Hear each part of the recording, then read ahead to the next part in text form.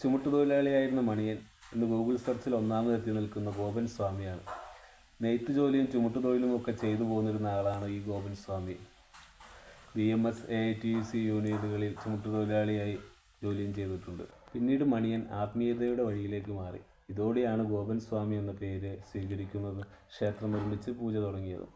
20 വർഷത്തിന് മുമ്പാണ് കാവുവിളയിൽ സ്ഥലം വാങ്ങി വീട് വയ്ക്കുന്നത്. പിന്നീട് വീടിനോട് ചേർന്ന് കൈലാസനാഥൻ മഹാദേവ ക്ഷേത്രം നിർമ്മിച്ചു. ഇവിടെ പൂജകൾ ചെയ്തു പോവുകയും ചെയ്തിരുന്നു. കരയിൽ അച്ഛൻ സമാധിയായെന്ന് പറഞ്ഞ് മക്കൾ പോസ്റ്റർ പതിക്കുകയും അടക്കം ചെയ്ത് സ്മാരകം സ്ഥാപിക്കുകയും ചെയ്തതുകൂടിയാണ് ഗോപൻ സ്വാമിയുടെ പേര് വളരെ പ്രശസ്തമായത്.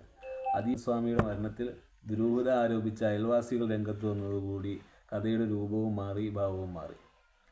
വീടിന് മുന്നിൽ സമാധി ഇരുത്തിയെന്ന് മകൻ അവകാശപ്പെടുന്ന കല്ലറ പൊളിച്ച് പരിശോധിക്കാൻ പോലീസും എത്തി. ഇതോടെ ഒരു വിഭാഗം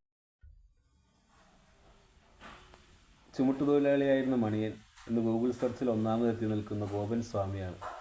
നെയ്ത്ത് ജോലിയും ചുമട്ടുതൊഴിലുമൊക്കെ ചെയ്തു പോന്നിരുന്ന ആളാണ് ഈ ഗോപൻ സ്വാമി. BMS, AITUC യൂണിയനുകളിൽ ചുമട്ടുതൊഴിലാളിയായി ജോലിയും ചെയ്തിട്ടുണ്ട്.